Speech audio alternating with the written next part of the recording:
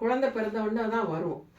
ஆக்சுவலாக தாய்ப்பால் வந்து ஒரு அம்மா கொடுக்கறது வந்து குழந்தைக்கு வந்து கரெக்டாக இருக்கும், கூடவே கூட இருக்கும்.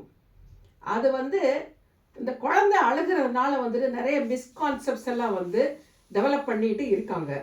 குழந்தைக்கு வந்து பால் பத்தலை, அதனால் நீ இது புட்டிப்பால் கொடு அப்படிலாம் சொல்லுவாங்க. இல்லை, குழந்தை வந்து தாய்ப்பால் வந்து நல்லா சுரக்கும், கொடுக்க முடியும்.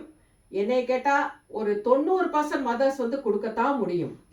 எல்லா மதரும் ரொம்ப கான்ஃபிடென்ட்டாக வந்து இருக்கணும். முதல்ல என்னால் என் குழந்தைக்கு தாய்ப்பால் கொடுக்க முடியும் அப்படிங்கிற ஒரு கான்ஃபிடென்ஸ் டெவலப் பண்ணிட்டு கொடுக்கணும்.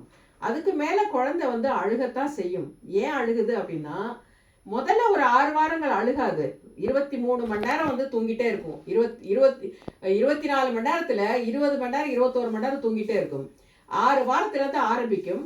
அது வந்து வயிற்று வலி இருக்கலாம் அப்படின்னு சொல்கிறாங்க.